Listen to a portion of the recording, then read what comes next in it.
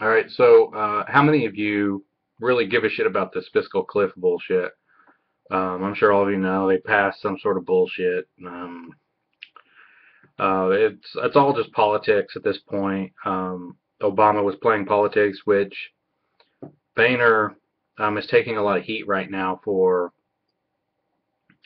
basically agreeing to anything because the situation they were in was ridiculously confusing and almost impossible, really, to resolve. I mean, so to put it in layman's terms, basically Obama kept holding these tax increases or letting the Bush tax cuts expire, which would have led to tax increases, some very serious tax increases on everyone. And Obama kept holding that over the head of Republicans, saying that if you don't do anything, we're going to get it, we're going to get it, we're going to get it. And of course, a part of it was the Bush tax cuts would not, or they would expire, but also what they called sequestration, which from what I understand, I'm not an expert on this, is basically these automatic cuts.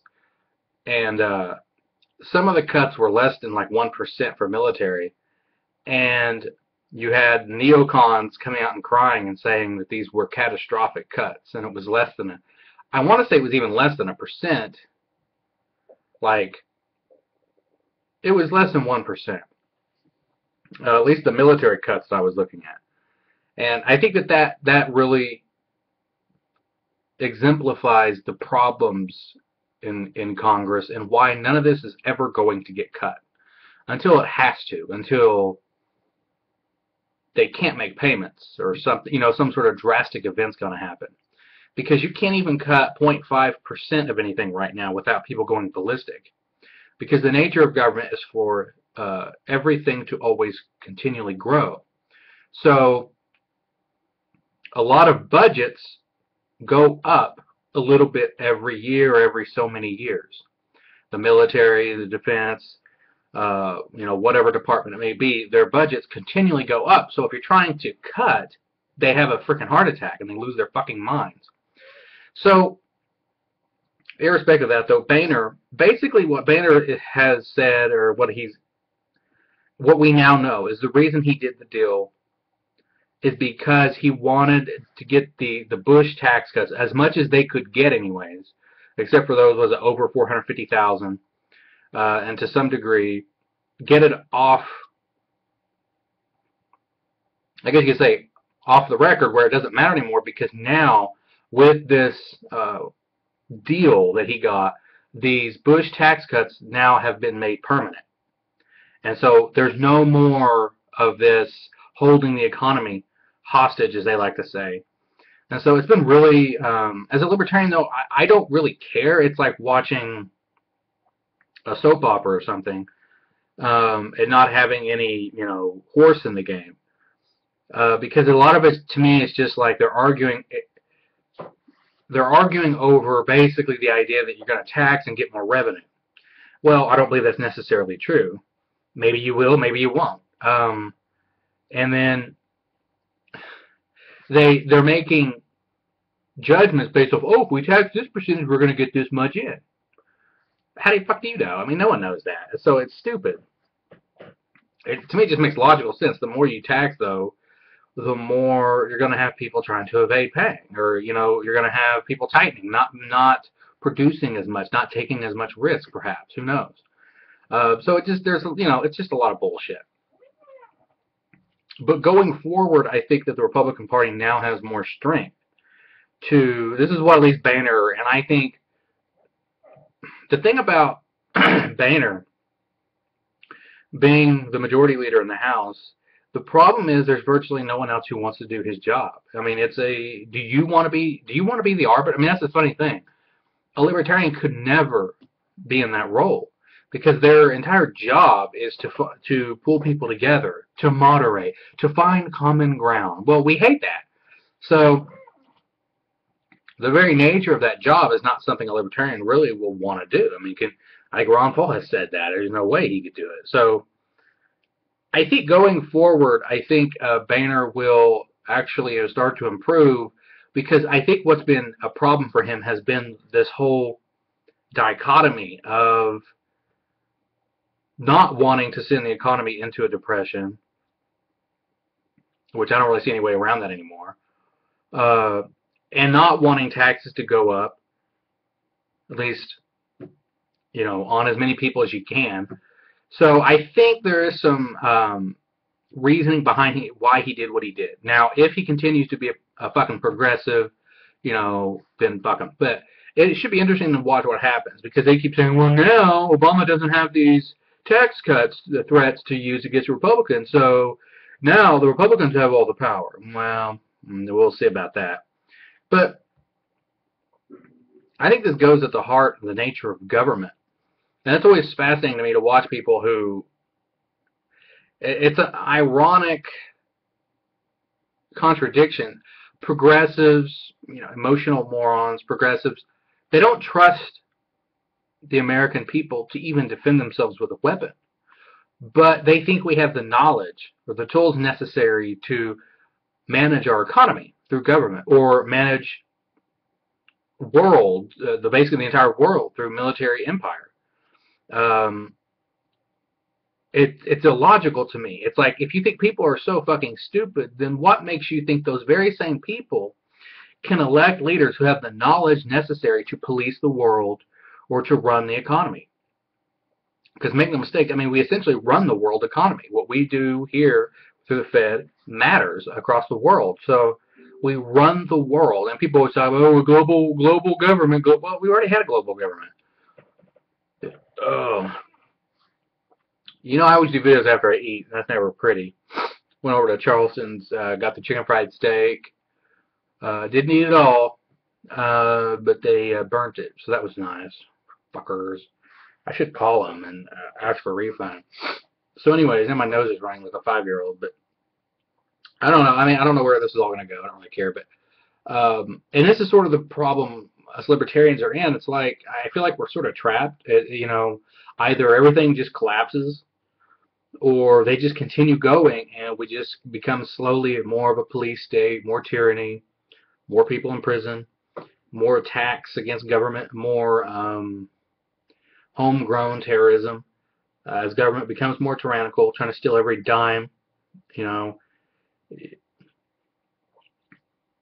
As the police state grows, it's going to create more enemies. That's the nature. That's what big government does.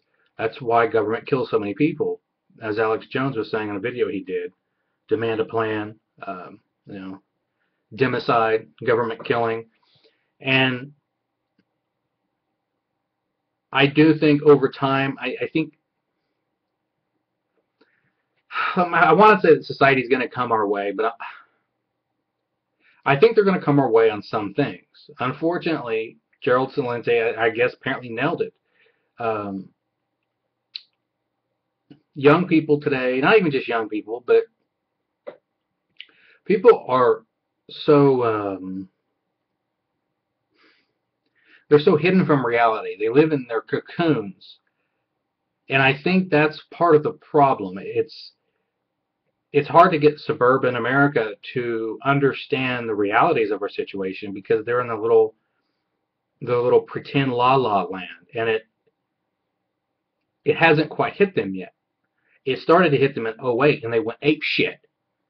Because it's funny, I watch this show, Restaurant Impossible, where Chef Robert Irvine goes around helping people rebuild these restaurants. It used to be kind of a cool show. Now I get kind of tired of it. But anyways, almost every show where he says, when did you run into problems? When did things change? Because a lot of these restaurants were successful, and then, bam, something happened, and then all hell broke loose.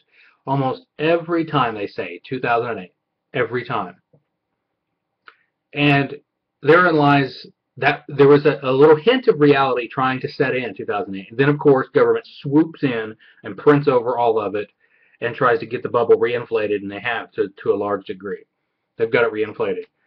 But the problem with libertarianism is that we need people to see the failures of big governmentism or progressivism. But the problem is big governmentism, they just paper over it. And so it's almost impossible for suburban America the 9-to-5 workists to see these realities that big government creates. So we're kind of in this is a bad situation, quite frankly. I don't like the situation I'm feeling like right now. I feel like we're in this sort of, like they're still keeping it propped up, and it's giving them more time to do more damage and destroy more freedoms and liberties and set up more of a police state. And unfortunately, the American people are just so stupid and blind and oblivious, to their faults. And I say their faults because, of course, it's them, it's us who elects leaders. So if we have such large faults, then why should we have so much power through government? I mean, we're all just going to, if the people are corrupt, then they're just going to elect corrupt leaders. And the more power government has, then the worse off we are, because those corrupt leaders will then use it to destroy our liberties and to create a police state, police the world, spend money they don't have, funnel to whoever they want to have it, have the money, and blah, blah, blah, blah, blah. So, as Ron Paul says, all this comes down to is the true nature of government. And the American people, or just people in general, their inability to understand that you can't have it both ways. If you don't trust people, then that's why you want limited government.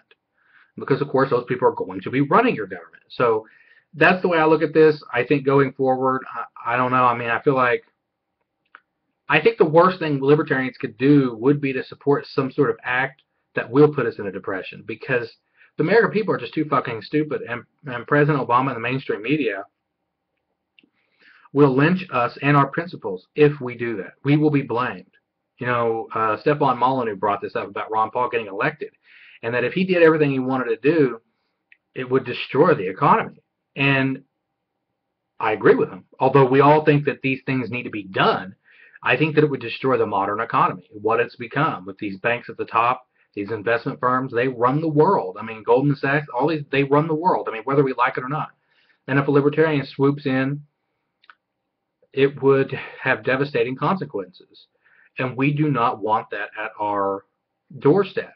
We're better off letting them hang themselves, or maybe waiting for the right opportunity. And that's kind of where, like on this Fiscal Cliff thing, if it's such a big fucking deal to the markets, I mean, really, that's all we're talking about. They were upset. They were worried their stock portfolios were going to take a hit.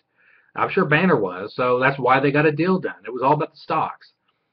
And I'm sure Goldman Sachs, J.P. Morgan, they were calling the House and the Senate every day, getting an update on what the plan is. They've got a line right to the fucking leadership of Congress.